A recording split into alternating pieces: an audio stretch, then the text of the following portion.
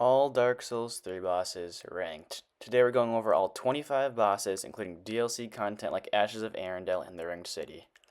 Please note that all content viewed here is not mine and the rightful owners will be linked in the description. Also note that this ranking is objective and everything I say here is correct, as this is the internet and everything on the internet is true. With that out of the way, just kick back, grab a snack, and watch a teenager yap for an extended period of time about a video game. But other than that, let's get into it. At number 25, Ancient Wyvern. This guy sucks. He's horrible. I hate him. He's the worst for a reason. There's no gameplay. There's no fighting. You're just running past a crippled dragon and fighting a bunch of trash mobs while he's viciously lashing in the background because he can't do anything. This guy is just a roadblock, so you can't immediately go to the Nameless King, which I kind of hate. And frankly, the only cool part is when you jump on his giant forehead and smash him straight in the cranium. But which was kind of satisfying, I'll give him that. But other than that, this guy was horrible. Hate him. Let's move on. Number 24, Half-Light, Spear of the Church. This is one of those PvP bosses where you're either fighting a real person or you have to fight some random NPC, kind of like in Demon Souls. This boss is really bad, I'm not gonna lie. You have to fight a bunch of those kamikaze dudes from DS1 along with the actual boss, which is kind of annoying. Also, the real fight doesn't even start till this giant dies when he starts spawning in the kamikaze guys in the first part. You really want to kill these guys quick because eventually they will be in the boss room with you while you're fighting the actual boss. This guy sucks. There's not a lot to say about him. He's just not a very good boss. Let's just just look forward, keep working, all right? At 23, Crystal Sage. Ah, mages in Dark Souls. One of the most hated at the moment, besides from Spirit Ash users. And you're just really playing whack-a-mole with Dumbledore over here. At halfway point, he starts doing some clones, I guess, but they're pretty easy to spot if you notice that the blue ones only cast magic, while the purple is the real one. Other than that, he's not very interesting. Let's just move on. At number 22, Deacons of the Deep. I actually kind of like these guys. It's like playing human lawnmower simulator. But wait, no, that sounded really weird. Yeah, it's just you're just beating on a bunch of Christians for a few minutes and following this red orb that possesses them. Is that like a god thing? I don't know. I'm an atheist. But eventually, at halfway point, the Pope shows up. Yep, that's right. The Pope. What's our current Pope? Pope Leo. Yes, Pope Leo. He shows up to rally the troops, I guess, and you just kind of whack at him until he dies. There's not a lot of threat here except for maybe like the fat dudes. Other than that, there's not much to this fight, I don't think. Kind of fun though. At 21, Curse Rided Greatwood. This is a boss that I can talk about, but do we really want to talk about the tree with a bunch of balls in his balls? This guy is very fun, I guess. I don't know. He's just a really bad boss. I don't know what else you can say. He's just a tree with a bunch of balls in his ball sack. He can jump. Yeah, that's a positive note. He can jump. He can also do a roll too. Look at him. He's what a big boy. What a big guy. And yeah, while you're dodging these attacks, you just want to go in there and start punching his balls. Yeah, I don't know why you do this, Miyazaki. This is horrible. But second phase, this is your first second phase, I think, right? Where he'll just jump down into this cult cavern and a hand comes from his butt. Miyazaki, what the hell is wrong with you, dude? Just stop. At number 20, Champion Gravetender plus Great Wolf. This might be a hot take, but Ashes of Arendelle is a mid DLC. Evident with its one of two bosses being ranked in the last 20. We'll talk about the other one later, though. The fight starts with everyone's favorite gank trash mobs fight before you fight the real boss. Then you fight the boss, a run-of-the-mill NPC boss you can easily backstab over and over. Then at half, the Great Wolf spawns, and the gank can be really annoying, but the NPC should be low enough you can just take it out. Then it's just a nice 1v1 against Sif 2.0. Its attacks are pretty telegraphed, and the snow it kicks up I felt was a really nice touch. Other than that, though, this is a pretty plain fight where you're just fighting a oversized dog, which is pretty usual in these kind of games, I guess. Though I also enjoy the arena as well. It's pretty interesting, I feel, with the blue flowers and the icicles. Other than that, this boss is fine.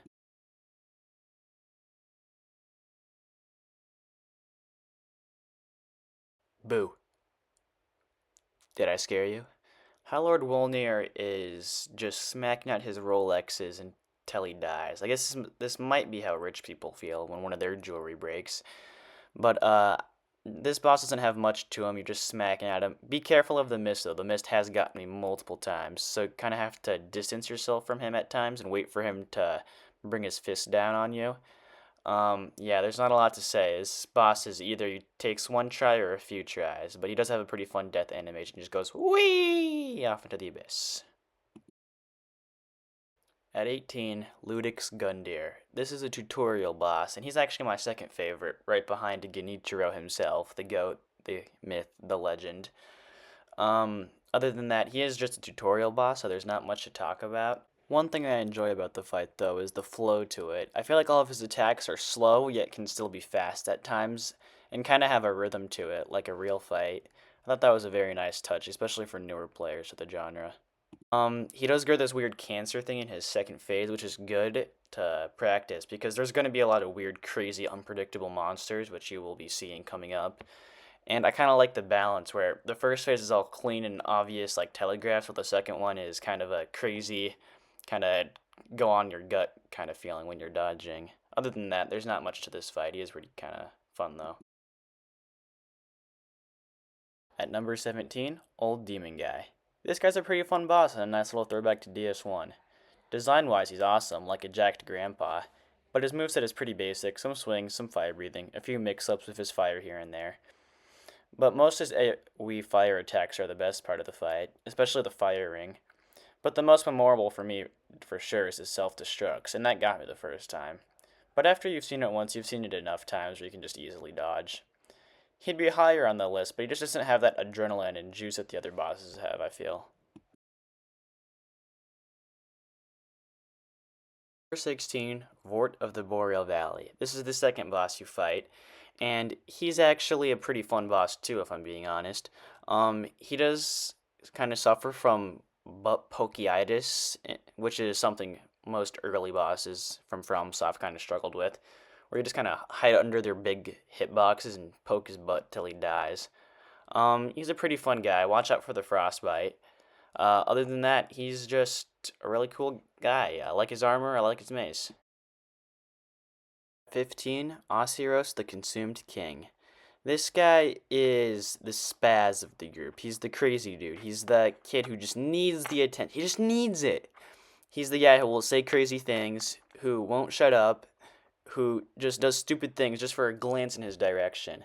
Personality-wise, I hate this guy. I hate his lore. He's just a sim for Seath the Scaleless. He crushes his baby too, and yeah, he just sucks. On the other hand, gameplay-wise, I actually kind of enjoy him.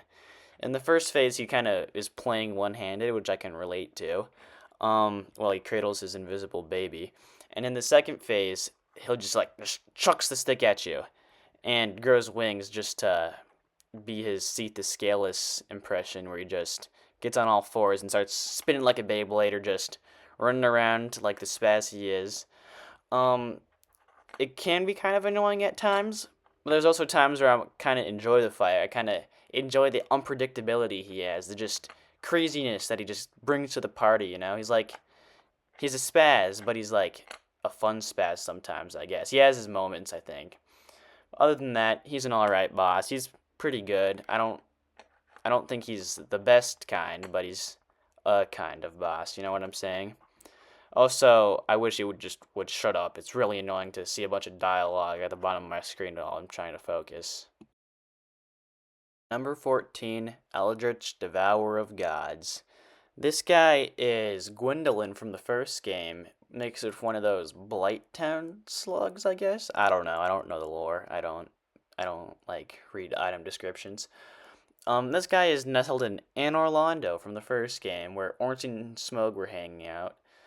Yeah, this is kind of like the Crystal Sage, where you're just playing whack-a-mole with the mage. Um, he does have some really annoying attacks, like his arrows one, but other than that, he's pretty manageable. His second phase, he just kind of goes on fire, I guess. Just pops out, he's on fire. He has a few new attacks. In all honesty, he's the worst of the four lords you gotta bring back to their thrones. But he's still a pretty interesting fight. I still kind of he is kind of annoying. I did have to choose him on my first run because I just could not handle all the magic shenanigans.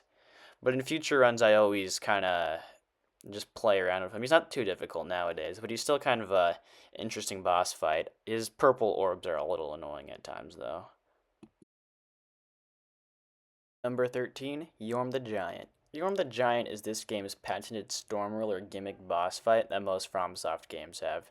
The fight starts with an oh crap moment when you hit him and you see how large his health bar actually is, but one look around the room, or a YouTube video, I'm not judging, shows the Storm Ruler, which basically just deletes like a third of his health bar, which makes him a pretty easy fight. However, he has two things that stand out. First, his design, which is so cool it made into a meme template, likely due to how massive he is compared to the player. And the other being Sigurd. What else could you want? It's Sigurd. His attacks are pretty simple and telegraphed as well. There's always a lot of flack this guy gets for being a gimmick, and most either find him a chore while the others find this fight enjoyable. All around, he's just a pretty decent boss, I feel. At number 12, Champion Gundyr. This guy has straight hands, no shenanigans, no magic, just a solid moveset. Hidden in a secret area where you fight Prime Gundyr before he gets cancer? Sign me up. He gets what Ludix Gundyr lacked, actual challenge. However, I do find at times he'll go for like 3 grabs in a row for no reason. His moveset is pretty similar to the tutorial, but he's way faster and more aggressive. He also has some mix-ups, like some shoulder slams and randomly kicking you, which was hella cool. And for phase 2, do you know what the gimmick is? He just gets madder. He just gives the no more Mr. Nice Guy, and the tempo of the fight just skyrockets in both speed and quality. Just one of my favorite no bullcrap bosses in the whole genre and game. However, due to the basic nature of his boss fight, I can't exactly place him any higher because there's nothing that actually stands out for him, unfortunately. But other than that, he's a really just solid boss fight in general, I feel. At number 11, Dragon Slayer Armor. Despite not actually being a super important boss to lore significance, Dragon Slayer Armor is still a great boss. His moveset is somewhat basic, yet has some good mix-ups with his shield. One thing I noticed is that you really have to focus on his attacks, as most are telegraphed pretty easily but still come down pretty hard as well. My only complaint is the weird bug things spitting on you that break the pace of the fight. He's generally a pretty fun boss, but there's one more thing that threw me off.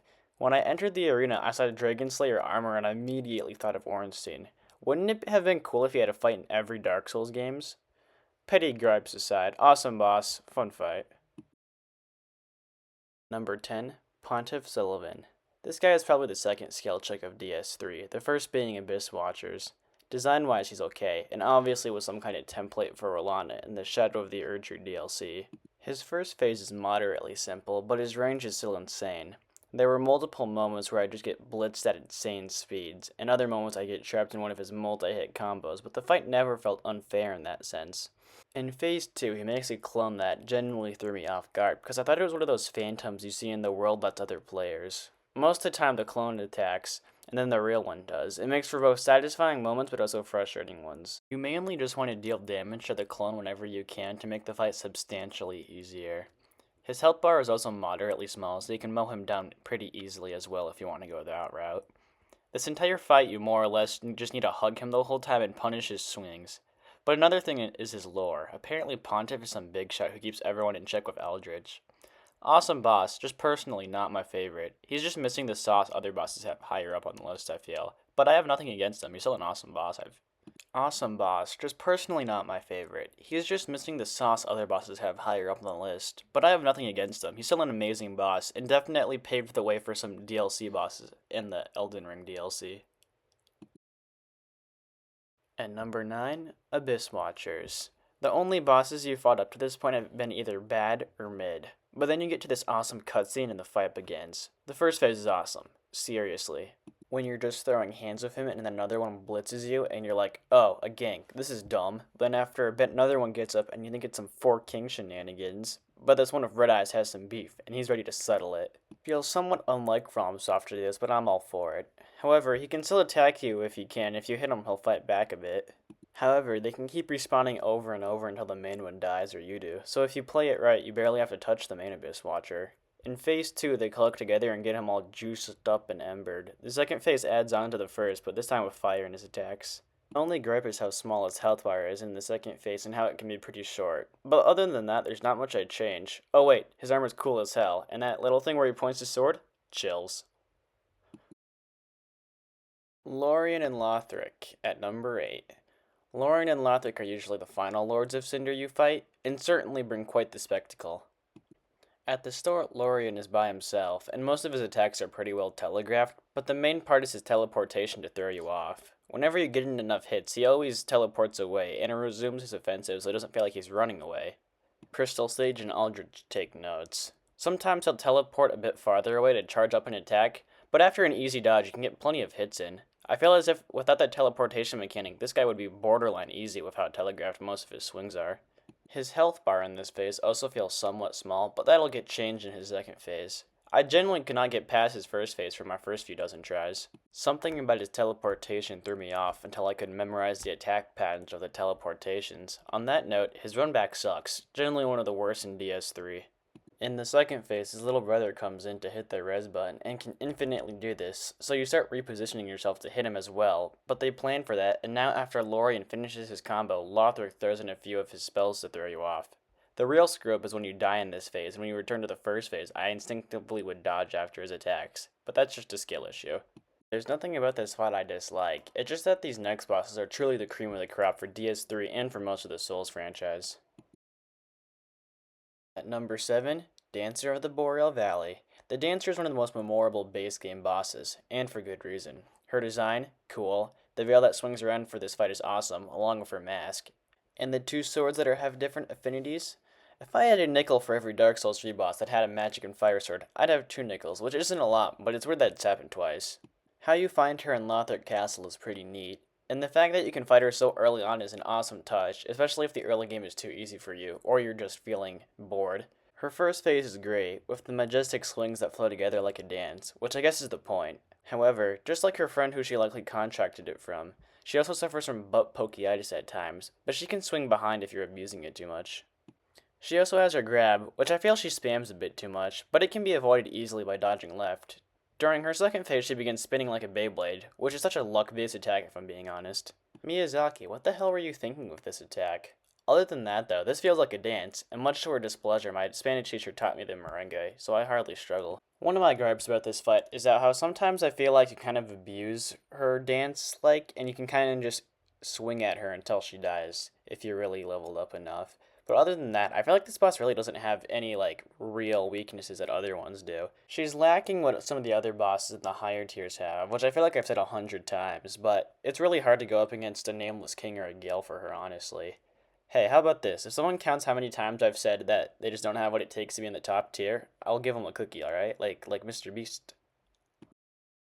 At number 6, Soul of Cinder. John Dark Souls, the final boss of the Dark Souls trilogy, and the culmination of 5 years? Seriously? This big jump of quality in 5 years? Anyway, this guy is awesome.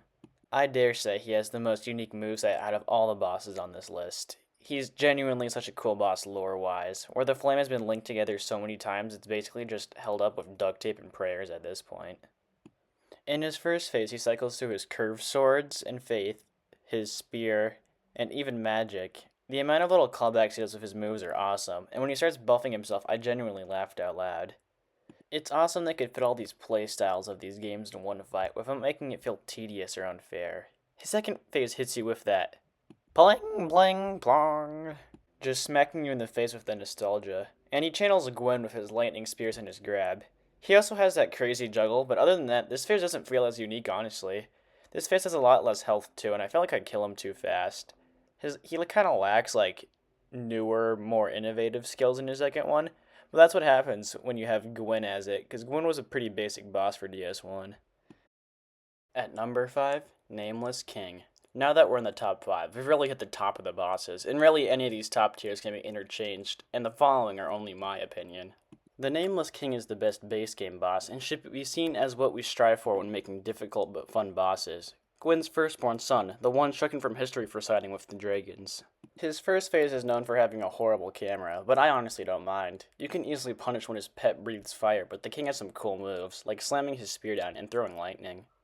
Most say that his first phase really hinders the boss fight, but I don't really mind. It feels like kind of a warm-up in a sense before you get to the actual fight. Though I do understand why some kind of hate this phase, because the camera really can be janky and annoying at times.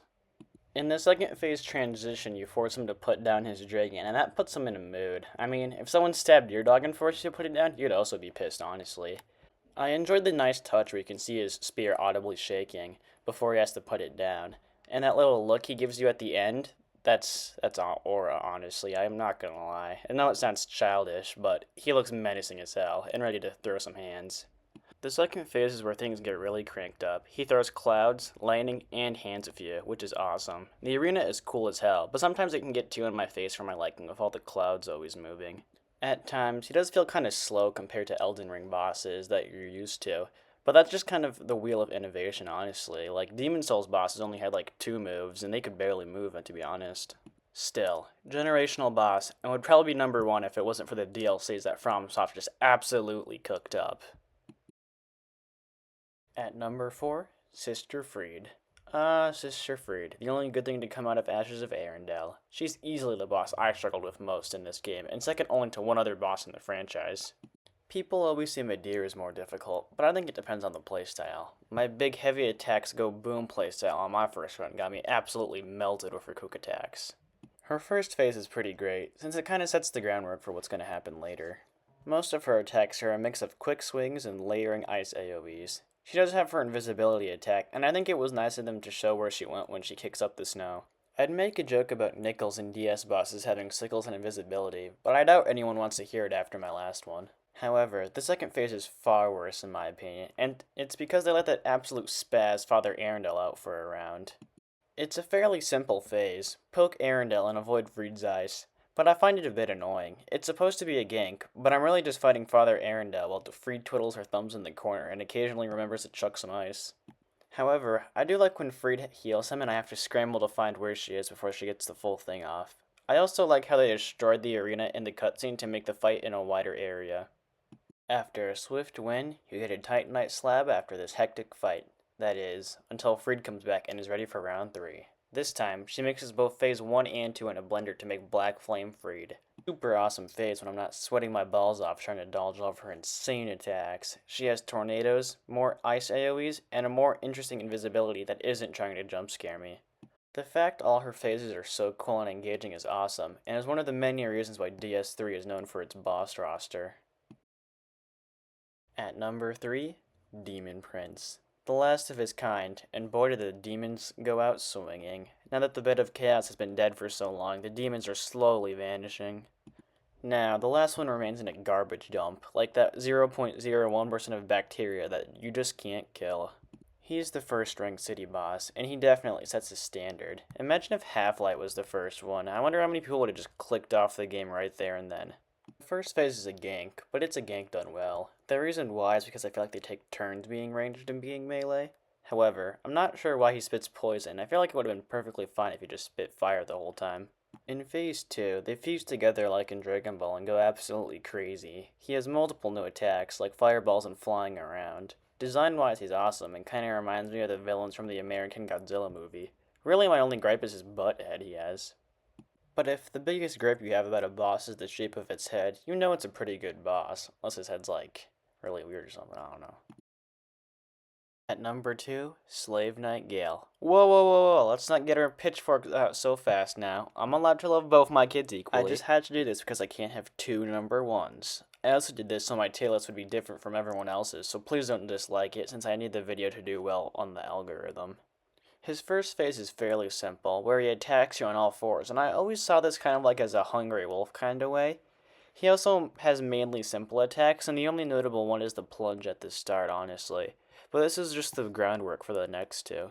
In his second phase transition, he starts spamming John Dark Souls lines about the Dark Soul and whatnot. It really only could be more fanservice-y if he started talking about jolly cooperation. But hey, if it did do that, I would totally be here for it. The second phase starts, and this is where the real fun begins. The lightning's going crazy all around you while he starts smacking you around with his cape like Doctor Strange.